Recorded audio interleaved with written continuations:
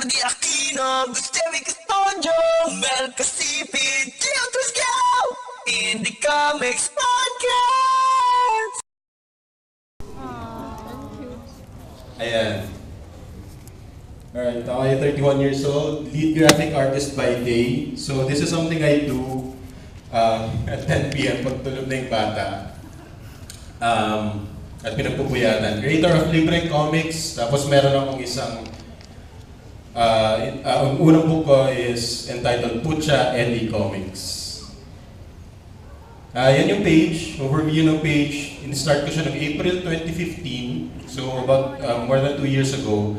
Current followers, hindi na siya 83,000, nasa 120,000 na siya plus yung Instagram and Twitter. Ano pa? It's a free comic once a week.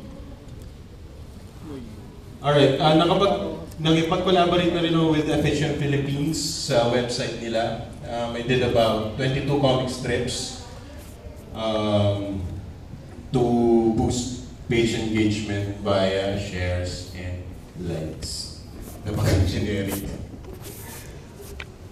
Meron din isang brand collaboration last year with NextPH, yun yung parang sister company ng Glow. Kung nakikita niyo yung mga stores nila sa malls. I was commissioned by them for 11 comics. Tapos creation ng 3 licensed characters na sila lang yung pwedeng gumamit. Ayan, ito yung book ko, Pucha Eddie Comics. Ako ang nagsulat at nag-illustrate ito. Cover niya, 164 full color pages, self-published, 1,200, hindi na pala ito, hindi updated to. We're close to selling out all of our copies, all of our 3,000 copies, first run, self-published. Yay! Crowdfunded through social media. Explain ko yun mamaya, explain ko about that mamaya. Ito yung inside pages niya, colored siya. Ito yung book launch sa Comic Odyssey.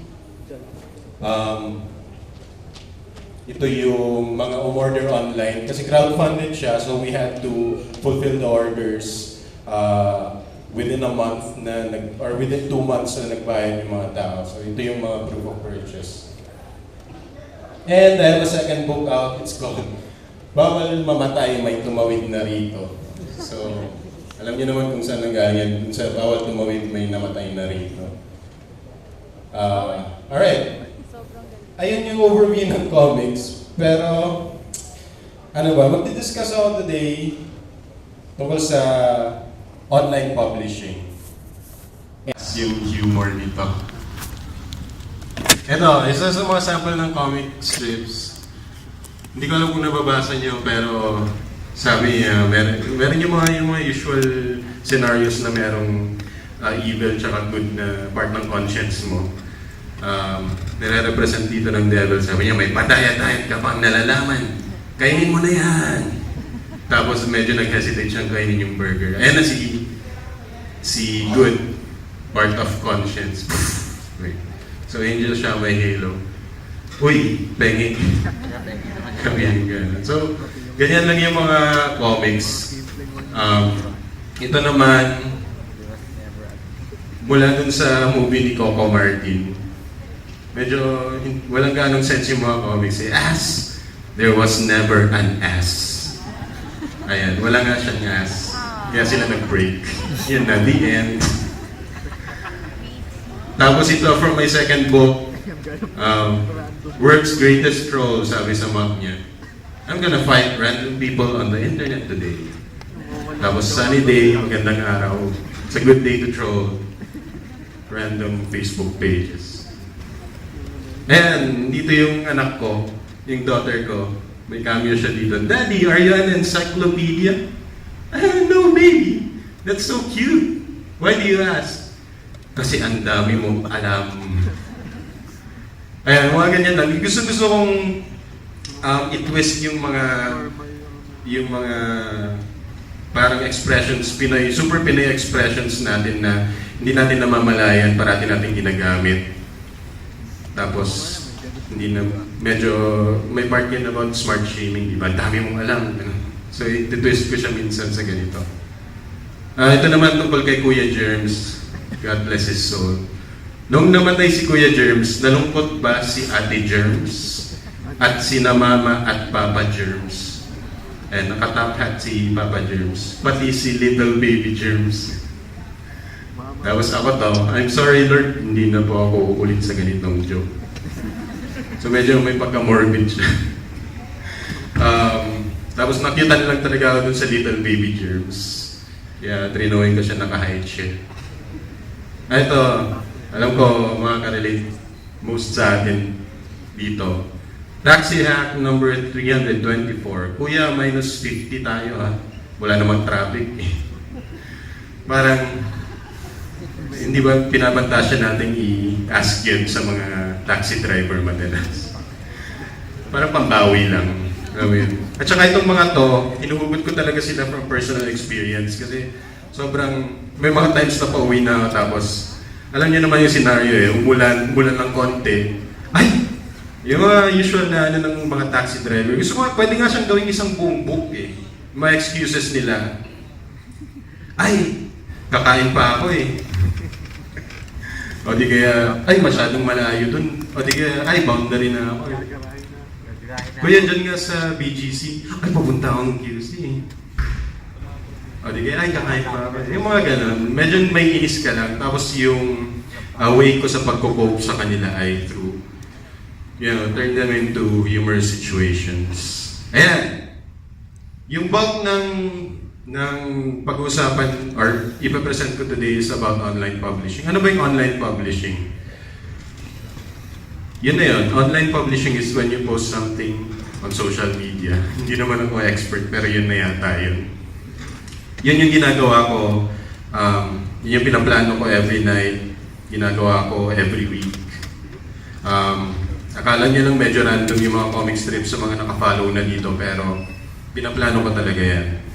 Minsan kapag may trending topic, sasakayan ko yun. Pag may naisip ako magandang comics, minsan sobrang random comic for the week. And i-discuss natin yun, yung iba-ibang parang dynamics ng online publishing dito sa presentation na to. Alright, noong 2015, marami akong nadadigest na US or foreign webcomics dati na nag-inspire sa akin na gumawa ng sarili kong webcomic actually. Una dito, The Oatmeal. Sinong nagpa-follow sa The Oatmeal? Si Matt Inman. Wala? Teka, ba't kayo dito? May interest ba talaga kayo sa webcomics? Hindi, joke lang. Matt Inman, The Oatmeal, siya yung sobrang successful na webcomic artist sa US. Nag-quit siya ng job niya. Actually, yung lahat ng mga US webcomic artists, foreign webcomic artists na iniidolo ko personally, yun yung mga nag-quit ng jobs para gawing full-time ang webcomics. And medyo mas maraming aspects na kailangan i-discuss doon about how to earn through your webcomics or through your comics na ibabagay natin sa ibang presentation. But for this one, we're going to mainly focus on yun nga, yung dynamics ng online publishing, problems, benefits, and just a little bit on how to earn a little using your comics or webcomics. Local webcomics, kung hindi kayo familiar with them, Tabi po ni Mervin Malonzo, Little Things PH ni Ivory Rosario, yay! Nascupit, Eyesore, Skate, medyo marami. Sobrang nag-boom yung, sobrang daming lumabas ngayong webcomic artists. Very recently, siguro for the last 2 years, na sobrang pumatok sa mga readers kasi sobrang nakaka-relate yung content nila. And if you want to know more about them, well, pwede nyo namang i-visit yung page ko kasi minsan nag-update din ako about them. Or add nyo ako sa Facebook, I guess. Bibigay ko yung social links ko later. Serial, humor, yun nga yung mga minention ko kanina. serial or series, yung Tabi po ang naisip kong example nito. Tabi po is a horror series by Mervin Malonzo. It's available online sa tabi-po.com yata. You can read it chapter by chapter and it's published by Libreng kung gusto niya ng physical copy. Alright, ito yun. Ito yung mga isa sa mga idols ko pagdating sa webcomics. His name is Reza Farmaran. Ang pangalan niya, Poorly Drawn Lines, kung gusto niyo makita yan. This one, Zen Pencils. Sobrang idol ko yan. Nag-quit din siya. Meron siya isang lengthy blog post about quitting your day job to start a webcomics and to earn from it. Para gawing main income mo yun. And finally ito, the oatmeal. Sabi niya, baby, I love you, but I don't think we can continue to see each other due to your poor choices in Instagram filters. Please, I can change. No more X Pro 2. Medyo harsh nga naman yung X Pro 2, di ba? I promise, no more baler. Don't do this, I beg you. Kasi most of my comics touch on yung mga ugali ng mga tao sa social media, actually. Yung mga ugali nating lahat na kunwari, magbibigay ako ng examples dito later. Kunwari, pag nawalan kayo ng internet, ano yung gagawin nyo sa buhay nyo? Parang ganun. Ito, unang-unang i-discuss ko about online publishing is yung benefits niya. Of course, yung pinakaunang obvious reason why you choose to publish online through Facebook, Twitter, or Instagram is easy, fast, and cheap platform. Basically, yung monthly dues mo lang sa internet. Kung naka-free wifi ka pa, ibig sabihin, wala kang ginastos sa pag-market, pag-produce nun. Di ba? And other benefits are attracting brand collaborations. Kapag sobrang visible if you are a creative who is hardworking, meron at merong makakapansin sa yung brand. Bukod dun sa mga brand collaborations ko kanina, an example would be Skate and other webcomic artists na tinap ng parang chat group app siya sa India ata. They tap webcomic artists locally to promote the app through, alam mo yun, meaningful content. Hindi lang yung sasabihin, uy, install mo to, ganito. Meron siyang humorous comics na nagpo-promote dun sa brand na yun. So, kung very visible ka online, makaka-attract ka ng brand dyan. Even big brands, yung biggest ko siguro is yung All Phones, which is a Globe subsidiary. Sobrang natuwa ko sa kanila. Those are 11 strips, but it's big exposure for me. Tapos landing other gigs like recently na-task ako nakuha ako na gumawa ng mural sa isang resto and ipopost ko soon yun yung process sa Facebook profile ko, Facebook page. Pero alam mo yun, if you're visible online, pwede ka makakuha ng mga ibang gigs na ganito. Ito yung comics reading namin. Speaking of landing other gigs, ito yung comics reading namin with other comics creators. Saan to sa Uno Morato. Alright, cons. Of course, meron ding cons yung online publishing. Mainly, ang problem mo dito is yung followers divided attention, lalo na kapag maraming ibang pages na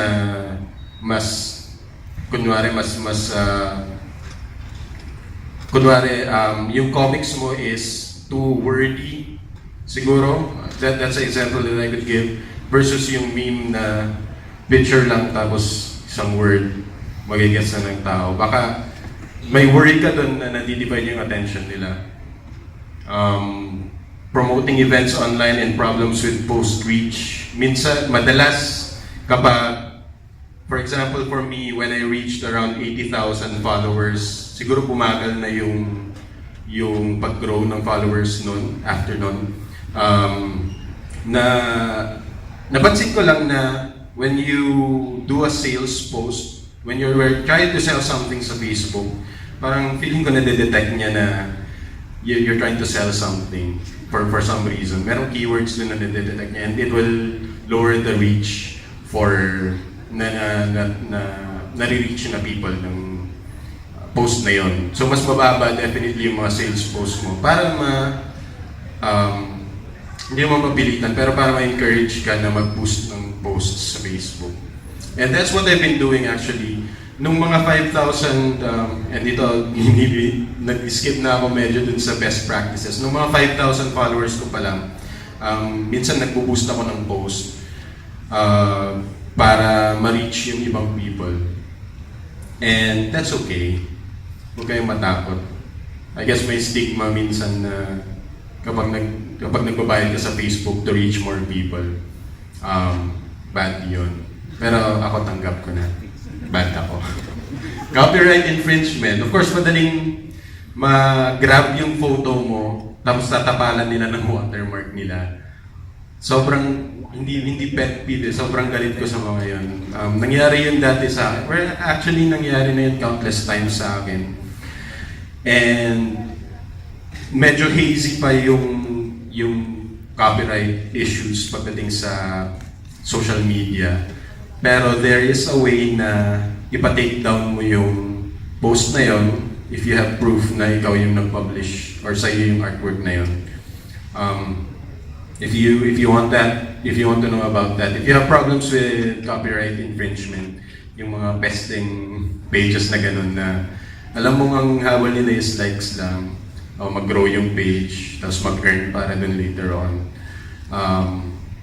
Contact nyo na lang ako. Okay. Ayan, ito, this is an example of yung sinasabi kong sales post a while ago. Medyo problema sa Facebook na dapat mong, in-encourage ka talagang i-boost yung post.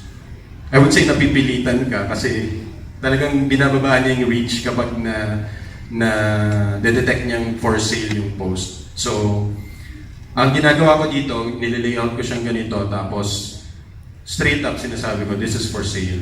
This is, apart from the free content you're getting from this page, this is something I'm selling to make a living. And alam niyo yun, parang minsan naisip ko, meron ngang parang may problema tayo just a bit na kapag nakikita mo yung isang tao nag-grow ng page through original content kunyari mga webcomic artists or meme specialists, mga experts sa memeology. Ayan.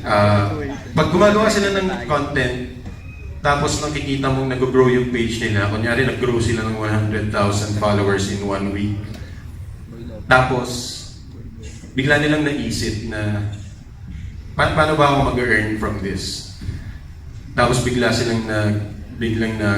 nagpo-post na sila ng something for sale, for example, a book like what I'm doing. Merong part sa creator, content creator, or webcomics creator, or meme creator, or travel blogger na parang kapag nag-start ka ng mag-sell something bad na yun. So I guess merong enough or merong amount of confidence na kailangan from online creators, from content creators na dapat huwag kayong matatakot na magbenta ng something online from your content. Kasi madalas pag sinabi nila, kunyari sa akin, hindi ko alam kung ano pumasok sa isip ko at pinangalanan ko siyang Libreng Komiks. Pero it was a time na, a little backstory, it was a time na 2015 was, I guess, a time na may free data. So naisip ko mag-ride on dun sa free na word. So pinangalanan ko siyang Libreng Comics. So, pero when they know your page as Libreng Comics, they expect na libre lahat. So medyo mahirap mag-sell ng something from any page actually. Kaya you have tools like boosting the post, paying for a sponsored post for Facebook. We can discuss that in privately kung gusto nyo. Hindi naman ako maramot sa information. I can share yung best practices with crowdfunding and with boosting a post. I will give you my social links later, maybe even email. Pero lang yung number kasi yun yung wife ko. Ayan yung mga... And going back to this slide, yung problems with post-reach. Kasi madalas nga kapag nakikita nilang may binibenta ka or nag-hard sell ka, uy, bilhin niyo yung book ko. Ito yung picture niya yung book ko. Hindi nakaka-gain yun ng enough attention or enough reach. Kasi gusto mo yun sana yung makagain ng enough attention, di ba? Kasi more people reach means a higher probability of selling more books, di ba? And we're talking parang hardline dito about income generation. So, a way to go around it would be to post yung mismong experience ng mga happy campers na nakabili ng book mo. Ito isa sa mga best practices. I find it parang better to post something like this versus just a photo of the book na may price tag.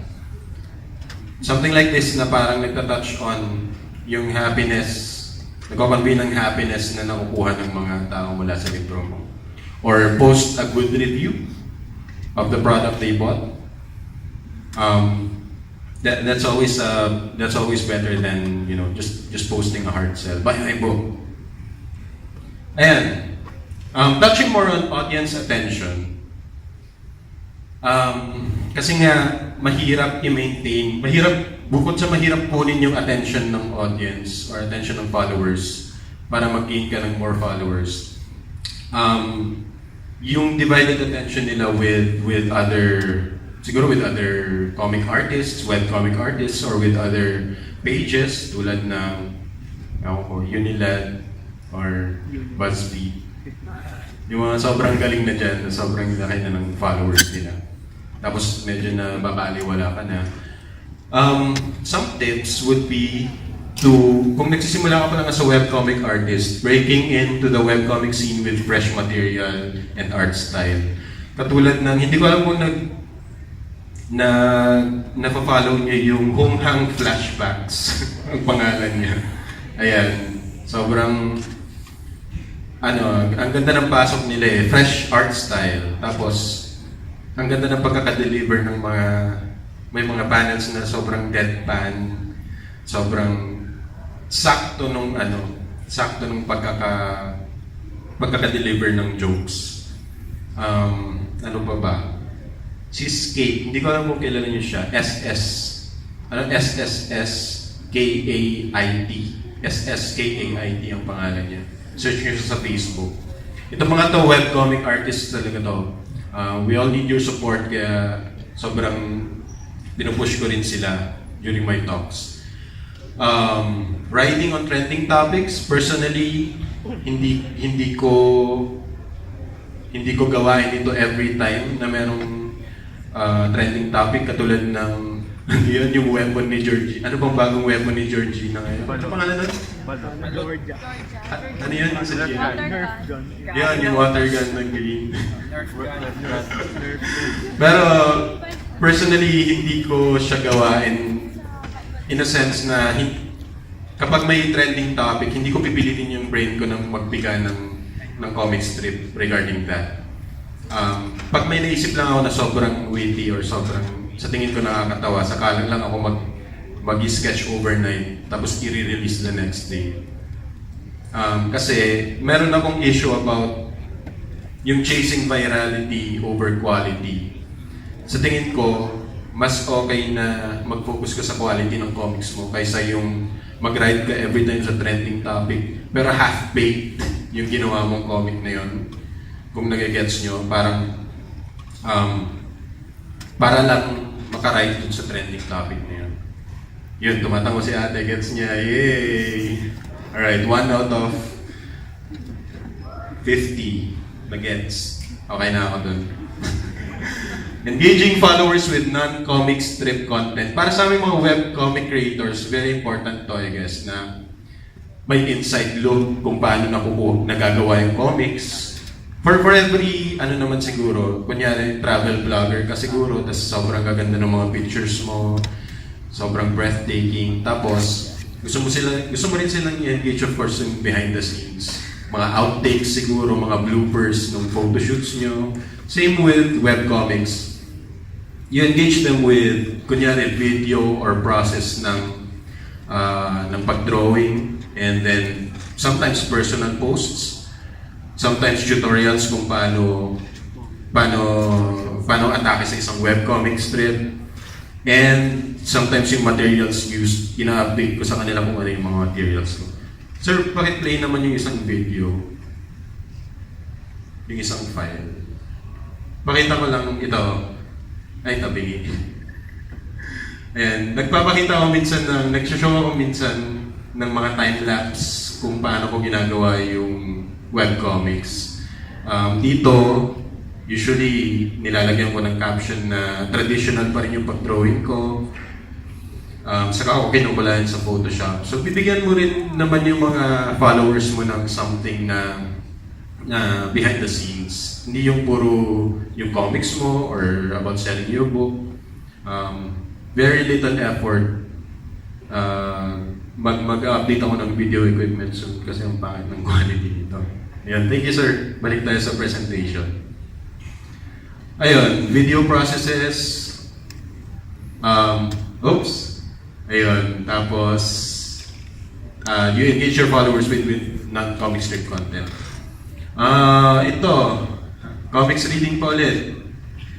Ito nung sa ating dear president. Bakit may carpet na naman dito?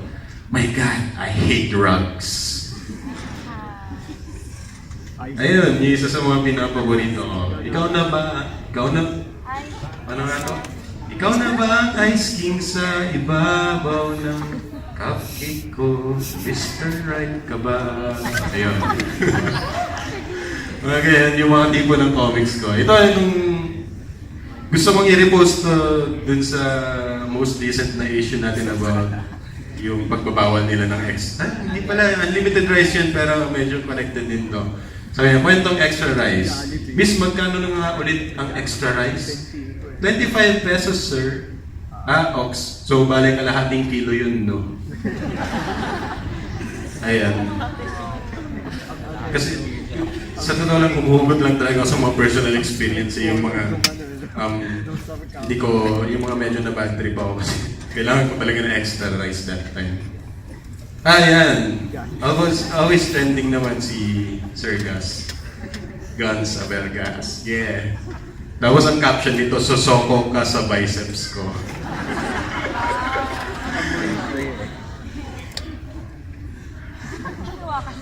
Ayan, ito yung sinasabi ko earlier about yung mga personal posts. Ito yung time na kinailangan kong patahimikin yung little devil namin. Drinowingan ko siya ng mga minions tapos kinukulayan niya lang habang nagdo-drawing ako dito. Akin to eh. Habang nagdo-drawing ako sa... Kasi pag nakikita niya ako nagdo-drawing, lalo na pag hindi pa siya tulog, pag hindi pa siya tulog, tapos nakikita niya ako nagdo-drawing, gusto niya mag-drawing din siya. So ganyan yung mga workaround. Yan yung mga pinopost ko online na personal posts. Bukod din sa mga comic strips. Ano pa? Ito, nung time na FCB, Free Comic Book Day, tapos tumatanggap din ako ng portrait commissions. Post ko rin yung mga yan. Yun. Best practices when it comes to online publishing ng webcomics. Dati naka-square lang ako for all comics, square format lang ako. Pero nung nag-adjust yung Instagram, tsaka nung na-realize ko na hindi na parang kino-compress or nire-resize ng Facebook yung horizontally yung images. Nag-adjust na ako for mobile na mas mahaba yung comics. Hindi nyo mapapansin gano'n, very subtle pero mas mahaba siya na almost natitake up niya yung mobile screen. binabasa mo sa mobile. The reason is, nung pagtingin ko sa Facebook Insights ko, nakita ko na parang 60 to 70% use mobile. So makikita mo yan sa Facebook if you're not familiar with it. Makikita mo yun, kung ilang users, but if you own a page, kung ilang users, how many users use mobile versus desktop. Or hindi ko alam kung may tablet option pa din, pero nakita ko mobile. You're mostly using mobile. So I adjusted it a bit na mas maraming space ang matitake up niya vertically. At the same time, mas nalalakihan ko yung font. Mas nag-improve yung readability. Medyo, sobrang minor detail lang na hindi nyo mapapansin siguro, pero gustong-gusto kong mag-obsess sa mga minor details na yan. Tapos yun nga yung sinabi ko kanina about quality over virality in mind. Hindi kailangan every trending topic na magka-come up ay meron kang ilalabas na comics. For me mas maganda kung if you write about something you know, katulad nung Extra Rice. If you're mad about something, if you're angry about something, doon ka magsulat ng comics about that topic. Instead of kung ano bang next na weapon ni Georgina. At saka, hindi rin ako nakagawa ng comics na pare, pulis ako. Ang naisip ko dun, pero hindi ko natuloy, si Cardo, ang probinsyano. Tapos sabi niya, pare, pulis ako. Yan, medyo crass, medyo offensive, pero nanonood ako ng probinsyano.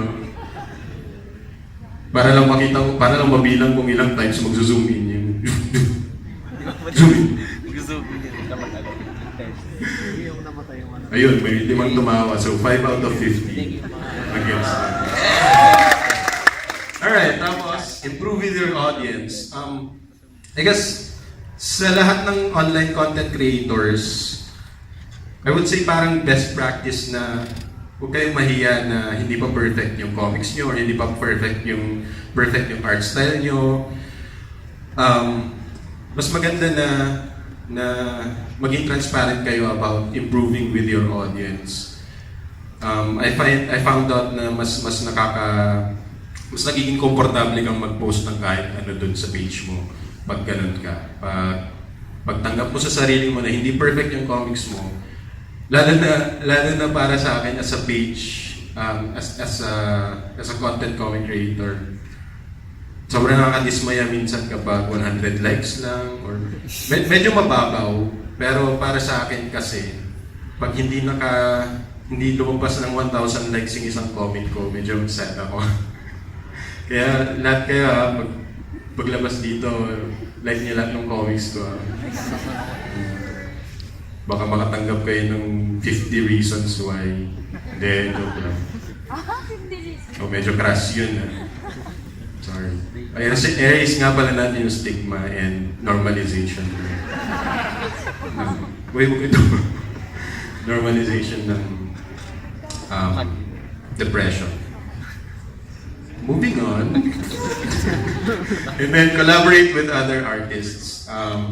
Another best practice would be parang you find other artists na sa tingin mo hindi kayo shared, wala kayong shared audience.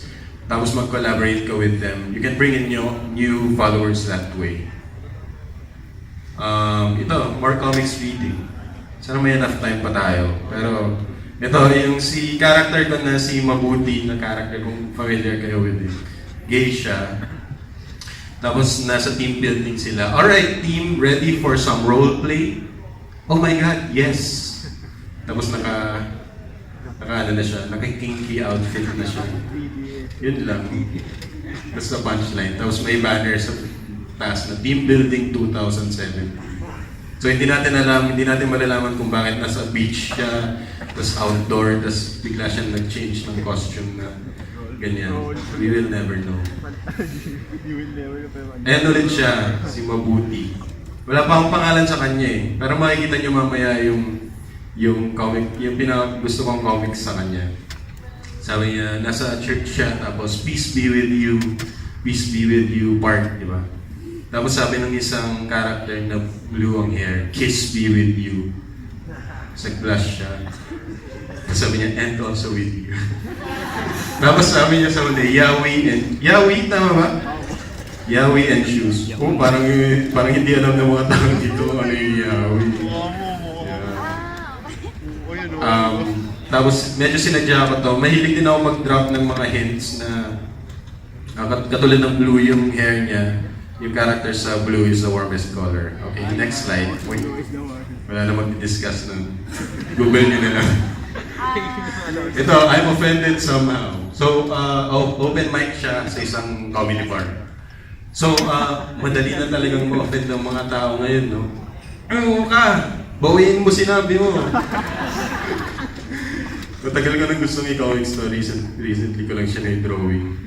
And that's the other thing na gusto kong parang sobrang minor detail para sa iba, lalo na kung lumabas na yung comic. Pero itong idea na to, 1 year ko nang pinag-iisipan kung paano best i-deliver. Kasi nung una kong siyang sinulat sa notepad ko sa phone, medyo hindi siya tama. Hindi siya tama para sa akin. And then ito na yung best delivery. Kung ano yung nakikita nyo online, yun na yung best delivery ko pagdating sa jokes. Ayan, yan siya. Uy, hi, kumusta? Mabuti naman. Si James. Wait. Ayan. Yan siya. Yan siya. Yan yung unang appearance niya. Pagdating sa comics, di ba may mga first appearance sa isang comic. Yun yung pinaka-valuable. So ito yun, pinaka-valuable na comic strip. Ayan. Going back to that slide where I discussed yung best practices, mag-attract ka ng collaborators. Ito siya, si Al Estrella, grabe ang galing niya. Isa siyang clay artist, I guess kung anong tawag nila sa kanya. Al Estrella ang pangalan niya, tas out of the blue nakatanggap ako ng message na ginawa niya pala ng clay version si mabuti na character. So tuwa ako niyan. So isa sa mga best practices going back to that is yung may collaborate ka with other artists. Lalawak yung audience mo, makakainganyo ka ng mga taong first time ma-discover yung comics mo. It's always a good thing. Alright, and then, near the end of my presentation, magta-touch lang ako dun sa earning offline. Of course, pag nag-start ka ng page, pag nag-start ka mag-online publish, ang nasa isip mo, minsan siguro nasa isip mo, wala lang. Gusto mo lang mag-post ng mga original memes. May tinatawag silang shit posting na post ka lang ng post ng kung anong nakikita mo. Sorry sa mga bata dito. Shh, posting. Gano'n. Pero pag ikaw ay isang entrepreneur, pag early on, kasi nung high school ako sa entrepreneurship class namin, nagbenta ako ng mga hello bars na parang, hindi ko na alam kung magkano yun dati. Pero parang 50% yung profit niya. Tapos, ang dami kong nabenta nun. Tapos simula nun, ang dami ko ng business ideas na nabuo sa isip ko. So, early on talaga, may entrepreneurial thumb ako. Kung yun man yung tawag to. Kaya nung in-start ko yung Libreng Comics page, nasa back ng mind ko na, bukod sa mag-grow yung followers, later on, ipipitch ko to sa publisher. Later on, ipapublish ko to. Yun talaga yung goal ko. Kasi, meron din akong medyo rookie dream dati na ganito, mas malawak pa, 1,000 people sa book signing ko, tapos nag-cheer on sila lahat. Pero, later on, naging komportable na ako sa mas konting followers, mas konting taong bumili ng books mo. Kaya nung umpisa pa lang, pero sinabi ko lang yan para makita nyo na umpisa pa lang, may plano na talaga akong mag-earn from my webcomics. So earning offline means, hindi mo ibibenta digitally yung comics mo, of course, hindi ka mag-earn doon. Bukod sa yung brand collaborations na nag-earn ka from there, ano pa yung ibang options na you can earn offline na nakuha mo mula dun sa momentum ng online publishing. Diba? Online publishing na grow ko yung followers, paano ko i-convert yun na kung 120,000 yung followers ko ngayon, tas 3,000 yung bumili ng books almost sa akin, parang ilang percentage yun? Sorry, teka. 3,000 divided by 120,000. Ang 4%? Mali. Parang sobrang negligible na percentage. So parang 2.5% lang nung total audience mo, i-expect mo na bumili ng actual product mo or ma-convert, kung yan man yung tamang term ng mga salespersons. So crowdfunding, nagpa-crowdfund ako ng first book ko, yung pinakita ko kanina na Butcha ID Comics. Crowdfunded siya through Facebook. Kung gusto niya ng details, open naman ako sa lahat kung paano ko ginawa yun. Pero successful siya para sa akin kasi nakapag-crowdfund kami ng 1,000 books dun sa unang book na yun. Yun yung first book ko, and it was done through, medyo sloppy siya eh. It was done through Facebook Messenger, kukuha ng details doon, and then instruct them to i-take advantage mo yung auto-reply ng Messenger, and then mangolekta ka ng payment sa kanila for the pre-orders, and then i-fulfill mo yung orders, and then update mo sila kung na-ship na or hindi. So, mano-mano talaga, and my wife really helped me with it. Lumabas na ata siya. Pero kung naka-record ito, and so walang on record na minention ko yung wife ko.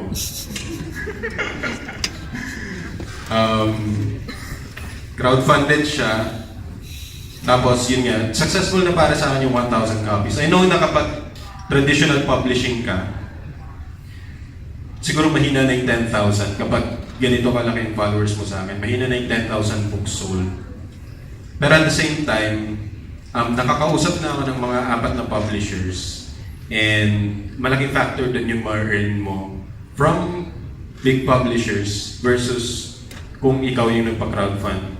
You get to keep more of the profits. I can discuss that more in detail kapag may message niyo ako. Bigay ko yung social media links later. So crowdfunding, after that, nung napaproduce ko na yung 3,000 books namin, sumali sa comic conventions or ibang events, bazaars. So it really is a lot of hard work after, establishing your audience or your followers sa social media. It really takes a lot of hard work para mag-work yun. At hindi pa rin ako umabot sa point na mabibitawan ko yung day job ko because of that. So bukod doon, mag-a-add pa yung hard work na 10 p.m. ka na makakagawa ng comics, tapos sa weekends ka lang pwedeng magbenta ng comics, and then ikaw pa maghahatid sa mga bookstores ikaw pa physically literally magbubuhat ng comics papunta sa bookstores, tapos magmamalekta na ng payment. So you're doing the work of a publisher. Kapag self-published ka, of course, common sense. Pero I'd like to let people know na sobrang hard work niya. Sobrang hard work goes into it. Comic conventions, and then merch options would be kung magpa-branch out ka ba sa shirts, or sa stickers, sa prints. Ang daming possibilities kapag meron ka ng creative content. Ewan ko, mascot. Tapos, meron pa akong dream minsan na makapagsulat for a comedy show. Movie, maybe. Why not, di ba? Dream big. Pag meron kang magandang material for your webcomic, from your webcomic, pwedeng kunin yun ng movie companies and then bilhin sa yung rights. Malaking pera yan. Ayan, more comics reading. Sir, sabi ng cashier, chains nyo po, chains. Ha? Natakot naman si kuya. Para saan yan? Chains, sir. Sukli nyo po, chains pala. Ilinawin mo, te, sabi niya. So, chains pala. Yan, gusto ko itong mga topics na ito na sobrang Pinoy. Yung pag sikan, yung mga matatanda sa atin, sikan, chance, kaya chains. Ito. So, gusto ko rin ito. The Working Dead. Carl. So, zombies sila. Ito si boss. Sabi niya, Carl, 3 p.m. ang deadline today, ha? Deadline? Ang funny mo talaga, boss. So, alam mo yung mga... So, bukod dun sa punch... So, dalawa yung points ng punchline niya. Bukod dun sa... Hindi pa punchline pala. Dalawa yung points niya. Parang yung sumisip-sip siya sa boss niya. Yung, siguro naman na i-bring up na yung fun na deadline, zombies sila sa isang office, di ba? At one point in the past, mukhang matagal na sila nagkatrabaho, di ba? Tinawanan niya pa rin yung joke ng boss niya. So medyo sumisip-sip na siya at this point. Deadline, funny mo talaga, boss. Tapos yung punchline niya, The Working Dead. Pero hindi joke yung 3 p.m. ha. Mabuti siya hassle. Tapos pinawisan na siya. Hindi ko alam kung ba't siya pinapawisan, zombie siya. So ito isa rin sa mga paborito ko to. Uy, more comics. Bro, grabe ka bro. Sobrang judgmental mo. Pero di ba dahil tinawag mo akong judgmental ka rin? Hindi ko na mabasa. Dahil tinawag mo akong judgmental, dahil tinawag kitang judgmental din ako. It's mind blown, literally. Ito. Paborito ko rin to. Pero may mga kids dito kaya... Miss, ano ho ba ang pakiramdam ng nawalan ng bahay? Sabi ng reporter. Ang reporter ng name dito si Ginger Kinonehero. Inano ko lang konti. Tinwist ko lang konti. Okay lang naman, sabi. Medyo chill lang kami ngayon. It actually brought us closer as a family and stuff. And ano sa tingin mo ang pakiramdam ng nawalan ng bahay? Nyeta ka. Ayan, si Mommy Rockers yan. Tapos bigla niyang ginagaw yung mic. At ayan na nga ang sitwasyon, sitwasyon dito sa, dito. Back to you, kabayan. Hindi ko mas maganda lang siya pag written. Hindi ako magaling na speaker. Ba't ako nandito? Pero yung mga mannerisms ng reporters na, ganun, yung pag medyo nagde-delay sila. Tapos yun nga, yung parang medyo, minsan may mga nagtatanong na kunyari sa evacuation center, ano ho bang pakiramdam na nasa evacuation center? Ano expect mong sagot niya, di ba? Ikaw, nasa evacuation center ka, doon ka tumira, di ba?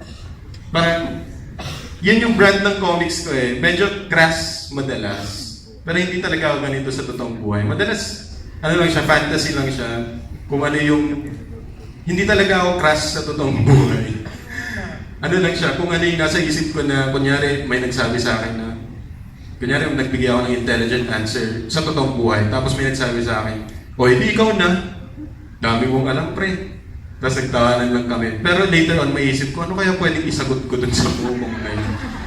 Para makabawi man lang. Alam mo yung mga imagined situations after the conversation has taken place na hindi mo na mababawi yun, pero ini-imagine mo na lang ano kaya yung pwede kong sabihin? Ganito. For sure, kakabawi ako sa imagination ko. Yun lang. Ayan! Yung isa sa mga movie, sobrang dami nag-aantay. Yung Star Wars, kunyari. Kailan kayo mag-aantay bago nyo i-spoil yung movie? Para masabi nyo dun sa magsasabi sa'yo, ano ba yan? Spoiler alert, bro! Na, kalma ka lang, kung fan ka talaga, dapat napanood mo na agad, dapat nauna ka sa pila. Ilang ano yun? 2 days, 2 weeks, 2 days. 1 day. Pag nasa sinihan ka, dapat... Pag nasa sinihan ka, di ba parang medyo asko? Kaya yata yun, ikaw yata yung nag-spoil sa akin ng Star Wars Patay si Han Solo. Ay, sorry! Meron pa bang hindi nakakapanood dito? Parang gano'n. So meron din ako something about spoilers. Tapos, going back to yung merch options na pwede mo siyang i-turn into stickers yung artwork mo. Maraming possibilities Tapos yung instead of magpo-post ka lang na mag-post about yung content mo, why not i-post mo rin yung actual na stickers na for sale. Baka may sakaling may bumili yan. Tulad ng booth ko sa labas. Yeah. meron kaming comics on sale doon. Pero hindi, okay lang kahit huwag kayong bumili. Okay lang. Lalakad na lang kami pa-uwi. Ayaw na lang tayo pa-uwi. Meron kami dyan. It's always good to... Ako personally, bumibili ako ng comics ng meron tayong kasama dito ngayon na isang comic artist. Si Mel Kasipit, meron din siya mga comics online. Check nyo rin siya. Pogi-pogi si Mel. Kitang-kita yung biceps mo tol. So it's good to support. Ako personally, sinusupport ko yung mga indie comics artists natin. Punta kayo sa Comic-Con, Comic-Con, maraming comic conventions na pwede niyong puntahan. Na makikita niyo yung effort ng mga comic artists natin. And most importantly, yung passion na i-revive yung isang, I would say, dying medium. Dahil hindi lahat. Parang marami kaming kaagaw eh. Comics babasahin mo, 1, 2, 3, 4 panels. Kaya nga madalas yung mga, ito, matagal ko rin pinag-isipan to kahit mukhang asi-asi lang siya. Matagal ko siya pinag-isipan kung paano ko i-deliver. Madalas kapag nagsusulat ako ng comics, pag ini-edit ko na siya, syempre ako rin yung mag-proofread. Pag ini-edit ko na siya, sobrang haba nito. Parang ang effort basahin. Kaya ang attention span ng mga tao yun, di ba? Parang from 8 seconds yata sa video, 3 seconds na lang ngayon. Parang paiksi ng paiksi. Or 5 seconds, kapag sa YouTube, di ba, dapat within the 5 seconds, sabi nila, catch mo na sila sa ad na hindi nila i-skip. Kaya siguro 5, 4, 3, 2, 1 yung timing ng YouTube ad. At ito, klaruhin ko lang, hindi ako expert ha. Ito mga very observant na ako. Sobrang dami kong observations about social media in general na napapansin ko yung mga things na ito. So, minsan tinatime ko yung sarili ko na binabasa ko yung comics ko. Parang ang effort basahin nito ha. Best practice would be, basahin mo out loud, tapos tingnan mo kung magpa-flow ng maayos pag sinasabi mo siya. Mag-omit ka ng words na hindi naman kailangan, shorten mo as much as possible. Kasi ganun yung mga memes ngayon eh. Dapat makita mo na agad top text, bottom text. Basa mo na agad, share. Ganun lang yun. Hindi siya exact science, pero meron pa rin mga comics na mahaba yung text pero nakakaaliw basahin. Kasi maganda yung flow niya. Malik Sobrera, di ba? Sobrang nakakaaliw. Ganyan ka, basa ka. Haba yung text niya. Pero hindi mo mabitawan eh kasi sobrang nakakaaliw talaga kung paano mo basahin. Ano pa? Ito pa yung ibang merch options.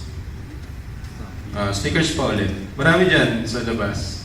So, kung gusto nyo i-support, I would always say, parang, if you want a creative to continue doing what he likes doing, or what he's passionate about, or kung you yourself want more out of that creator, you go and support him or her by buying anything. Kahit isang sticker lang, or every time a new book comes out. Sobrang, para sa akin, sobrang biased para sa akin nun siya. Nasabihin kong bumili kayo. Pero that's the idea of independent publishing eh. Hindi kami mabubuhay kung walang sumusuporta sa amin. Kasi if you're published by a big publisher, kung yung book mo nasa big publisher, marketing silang gagastos. Food mo during an event sila gagastos. Wala ka sigurong gagastusin, yung pamasahe mo lang, pwede mo pang i-reimburse yun. Pero pag independent publisher ka, nagsha-shell out ka ng money out of your own pocket. So it's always good to support, to ask, hey, saan po publisher niyan? Independent lang po, kami lang po self-publish lang. Okay, sige, kuha ko. Let me support you. Thanks. Ano ba? Yun. Gumawa rin ako ng Valentine's cards. Ito yung range ng options na pwede mong i-consider pag gumano ka ng art. Sabi niya meron yan dun sa table namin. You are the only one who can beat my energy gap. Tapos si James Reed na walang ilong. Hindi ganong clear dito eh. Tapos ito yung usual setup ko pag comic conventions. I'll also take this time to promote yung mga upcoming comic conventions. Meron kami next week for Comic at Cebu. Kung gusto nyo pumunta doon para lang bumili ng comics, pwede rin. August 5 would be in Diket. It's dun sa Bayanihan Center siya sa Mandaluyong. One tricycle ride away from Robinson's Forum sa Mandaluyong sa Boni. Kung hindi pa kayo nakapunta ng Comic-Con doon, or Comic-Con or any comic convention, sobrang maaaliw siguro kayo. But if you like creative work, maaaliw kayo sa range ng comics doon. From drama, boys love, anime type, manga type na comics, humor comics katulad nung sa amin, tsaka ni Mel kasi meron siyang comics na pangalan niya Cheesy Fit. Tapos mga pick-up lines lang nandun. Kung kailangan nyo yun, naka-apat na siya. Kung kailangan nyo ng help sa mga pick-up lines. Ayan, stickers, prints, more prints, and then yung book ko, of course. So, just showing you yung range ng pwede nyo pang i-produce aside from the comics. Alright, ayan na siya. You can follow me at Libreng Comics or Libreng Comics PH for in Instagram and Twitter. Maraming salamat sa time ninyo. Thank you talaga sa Twitter Manila. Sa social media rin. Thank you. Dahil kayo sa booth namin and sa other booths. Thank you. Once again, ladies and gentlemen, Toto Madayag.